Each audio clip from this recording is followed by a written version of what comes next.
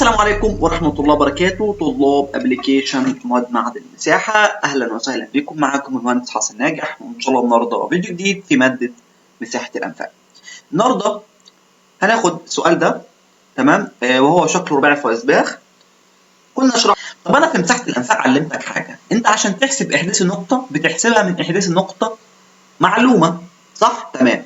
طب فين هنا يا باشمهندس النقطة الإحداث بتاعها معلوم؟ عايز اقول لك اللي هي نقطة ب. تمام. طب انا عشان احسب نقطة ج لازم اجيبها من ايه؟ من ب. طب عشان تيجي تحسب نقطة ه لازم تجيبها من فين؟ من ج. يبقى ده اللي هيحصل. تمام؟ تحسب إحداث نقطة ج من ب. تمام. طيب تعالى بقى زي ما احنا كده، عشان تحسب إحداث النقطة مجهولة من نقطة معلومة لازم يكون عندك ايه؟ لازم يكون عندك الانحراف الواصل بين النقطتين والطول اللي واصل ما بينهم.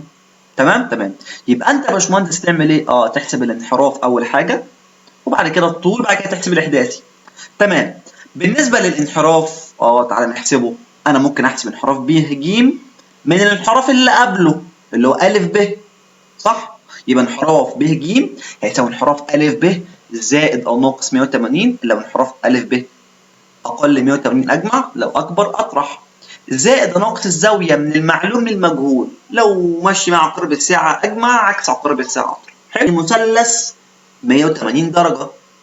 فلو جينا بصينا للمثلث ب ج د اهو، المثلث ده يا باشمهندس انت عايز تحسب فيه زاويه 8 مجهوله، بس عندك زاويه 1 معاك، زاويه 2 معاك، زاويه 3 معاك، فتيجي تقول له زاويه 8 بتساوي ايه؟ مجموع زاوية 1 و2 و3 منقوص من 180 اللي هو مجموع الزاوية كلها. أقول لك خلاص، يبقى أجي أقول له إيه كده يا باشمهندس؟ أقول له بكل بساطة من المثلث ب ج د عايز أحسب إيه يا معلم؟ زاوية 8. أجي أقول له كده زاوية 8 هتساوي إيه؟ 180 ناقص إيه؟ مجموع إيه يا معلم؟ زاوية 1 و2 و3، صح؟ يبقى 180 ناقص مجموع زاوية 1 و2 وكام؟ و3. شكرا. أجي أطبق قدر الجيب بقى، أقول له إيه بقى؟ هقول له كده ب ج على جهة الزاوية المقابلة ليها اللي هي زاوية 6 هيساوي إيه؟ هيساوي أ ب، أدي أ ب على جهة الزاوية المقابلة ليه اللي هي زاوية كام؟ زاوية 1 على جهة زاوية 1. طيب تعالى نعوض.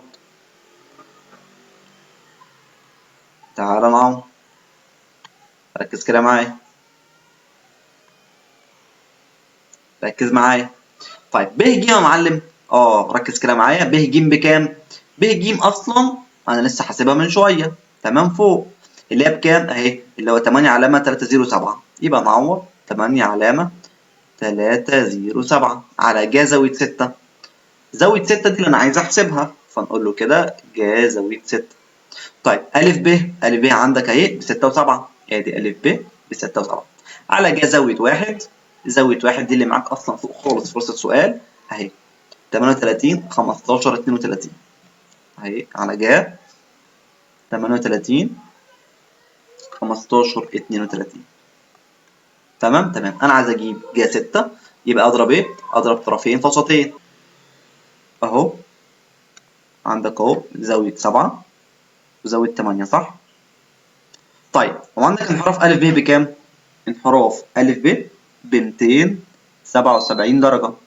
خلاص، فاجي اقول له كده انحراف ب ج بيساوي انحراف الضلع اللي قبله اللي هو ا ب زائد او ناقص 180 زائد او ناقص الزاويه المحصوره بينهم. تمام. فاجي اقول له كده اهو انحراف الضلع ب ج هيساوي انحراف الضلع اللي قبله اللي هو ا ب زائد او ناقص 180 زائد او ناقص زاويه 7 و8. ركز معايا كويس قوي. انحراف ا ب بكام؟ ب 277. تمام. ده اكبر ولا اقل من 180؟ ده اكبر، اطرح منه 180 زي الفل. طب موجب ولا سالب الزاويه 7 و8 مع بعض؟ على حسب الزاويه، ولو كانت من المعلوم للمجهول يبقى ايه؟ مع عقارب الساعه تبقى موجب، عكس عقارب الساعه سالب. طب فين المعلوم؟ ادي المعلوم فين المجهول؟ ادي المجهول. لما تكون الزاويه من المعلوم الى المجهول، الزاويه دي ماشيه ازاي؟ نفضل نكمل كده معاها، هتلاحظ ان الزاويه ماشيه ايه؟ مع عقارب الساعه.